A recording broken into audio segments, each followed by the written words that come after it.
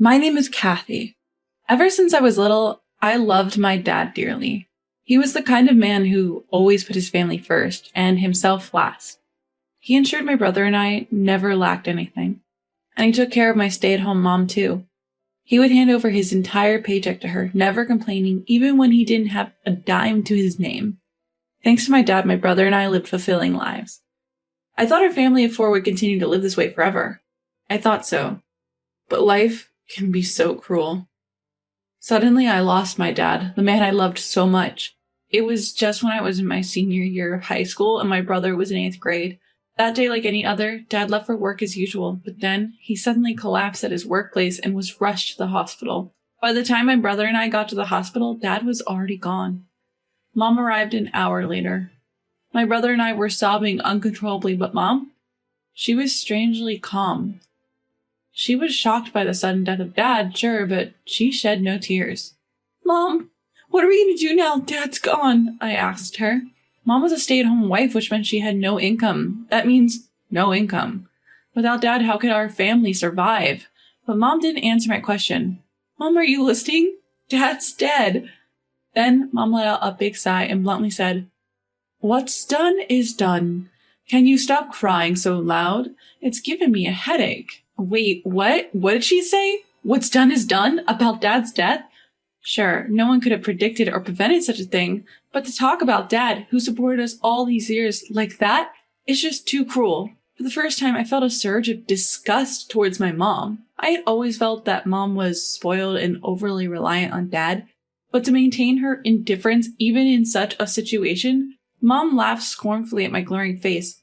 What are you glaring at? It's not like it's my fault he's dead.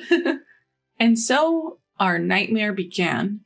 Because as soon as Dad's funeral was over, Mom started bringing strange men into our home. We were living in a rented condominium, and the room that Dad used to use was taken over by one of these men. Our everyday life took a dramatic turn. Mom and her lover treated my brother and me like nuisances. They would raise their voices at us if anything didn't go their way. Mom just watched with a smirk without scolding the man. The hellish situation went on for months, and my brother and I were at our breaking point. Mom had always managed all of Dad's salary, saving a portion of it in her own bank account while cutting down Dad's allowance. It seemed she was using that money to have fun with her lover. We couldn't take this life anymore. I had to change our situation for my brother's sake. With this in mind, I decided to look for a part-time job. I was ready to give up on college, planning to work immediately after high school. As I was contemplating all this, a man claiming to be a lawyer showed up one day. This was commissioned by your father before his passing. He then pulled out Dad's will. Dad left a will? Mom appeared taken aback by the lawyer's sudden visit, unaware of the truth he was about to unveil. The lawyer clarified the situation to us. Your father had realized that something was wrong with his health early on, but he believed that if I don't work, we'll be in a bind. So, I want to leave something behind for a rainy day. As the lawyer unsealed our father's will, he explained it in layman terms. Your father intended to divide his 20 million fortune by giving 10 million to Mom and 5 million each to you kids.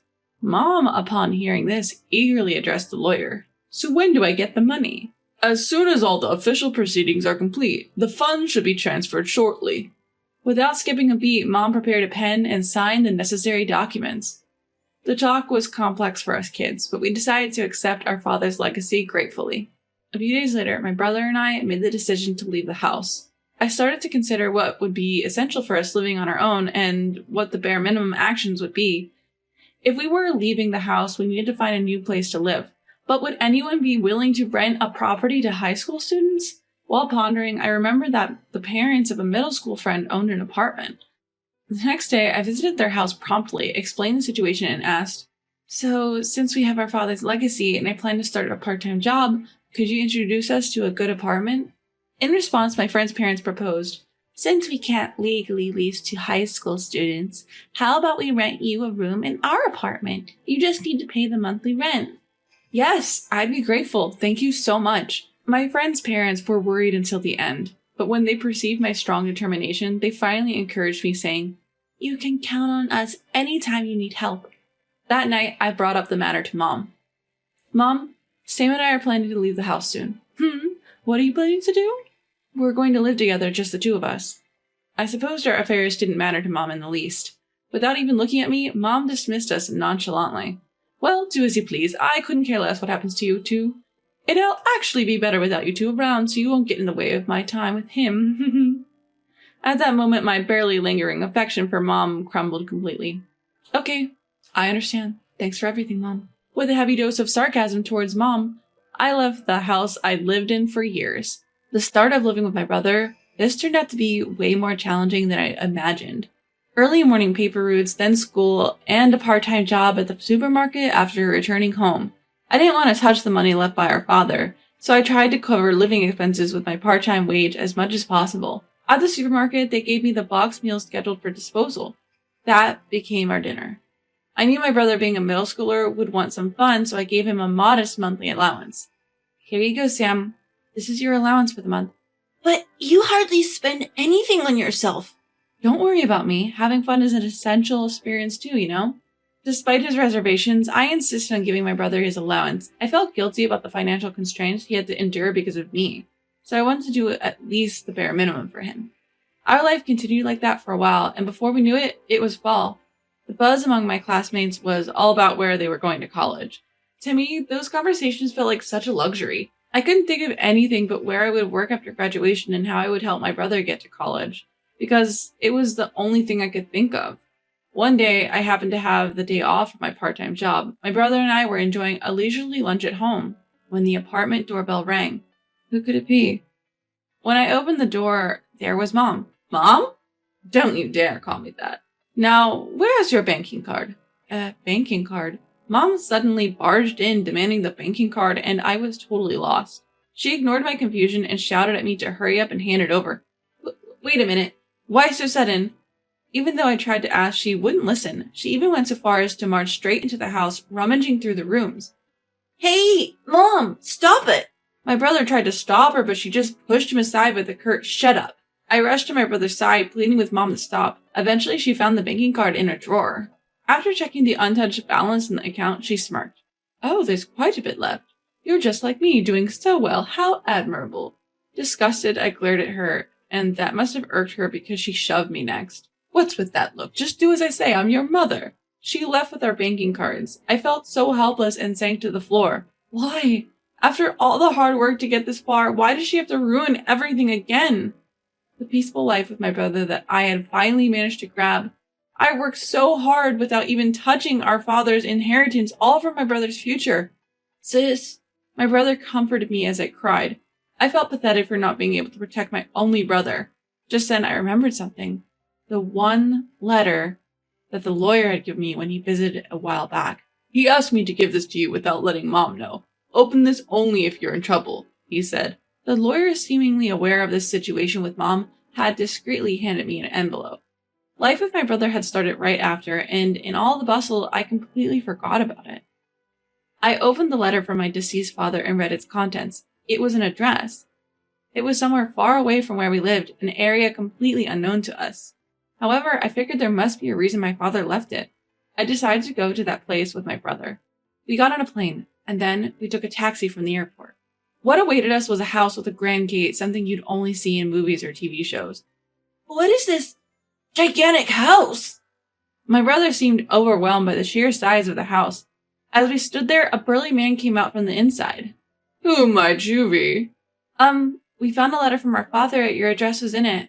As we explained the situation, the man began to speak to someone on the phone.